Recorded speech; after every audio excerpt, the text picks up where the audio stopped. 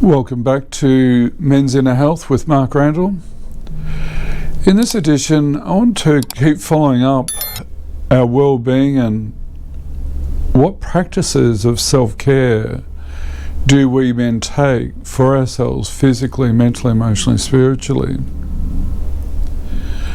A lot of the times we don't.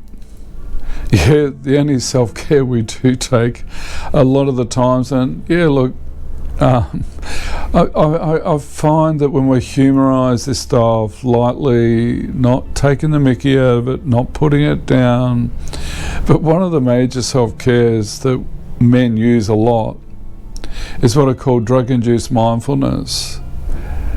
It's sitting out in the man cave, knocking back a few sherbets, or a few joints, or whatever the case may be. Yeah, I call it drug-induced mindfulness because as soon as we sit out in the man cave with that sound, it's like the whole brain, the whole body is just looking forward to just that time out. Now, alcohol is an okay substance to use social and recreationally, but also as we get older, guess what? There's less social and recreational events to attend to. How do we learn to monitor the need for sherbets in the man cave each and every night? That's one way of self-care. In healthy, balanced approach, that's okay. Nothing better than a nice glass of wine with tea, a good red or a nice white, whatever, it's okay. But it's interesting, there's a terminology called functional alcoholism, which is if we're needing to have 4 stubbies every night, it's officially deemed, I believe, as functional alcoholism. Now, we all have the need for self-care. And men don't take it. If you look at and you ask your partners what do they do for self-care, and generally they'll have a list of few things that they do. What do we do? Jack shit. Yeah, we'll go to the man cave. Sit out there. How often do we go for a walk in nature? How often do we have a bath? How often do we go and see a doctor? There's another classic self-care.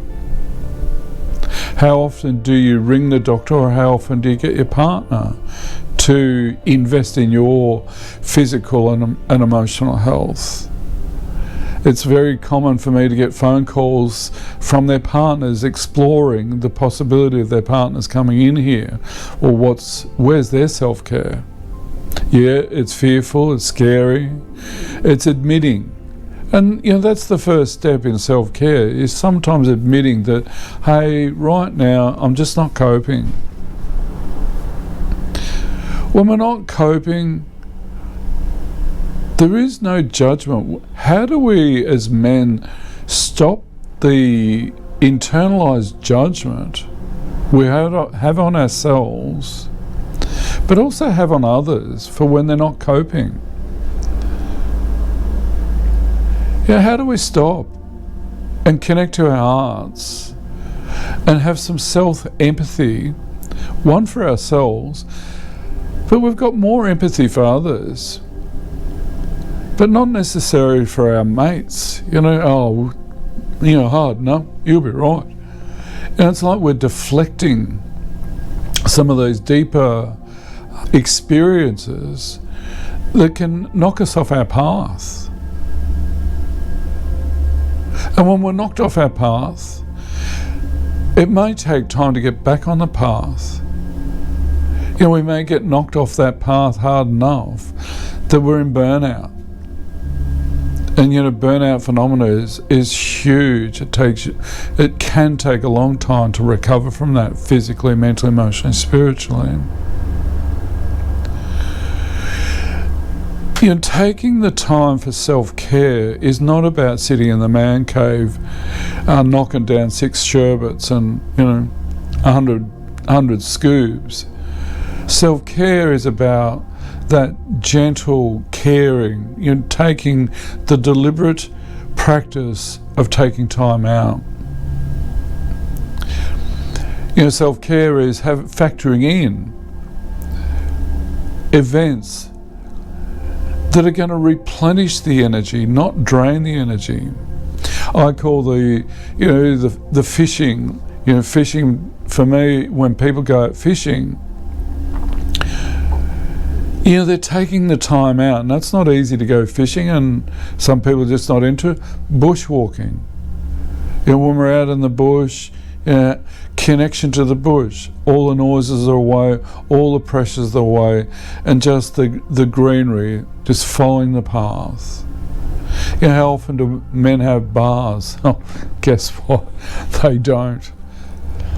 And baths are a great way of self-care. What other self-care forms do you do? How often do you catch up with mates? How often do you just have downtime where you just do nothing? Just go for a nice, lazy, easy walk. No, we've got to get to the destination.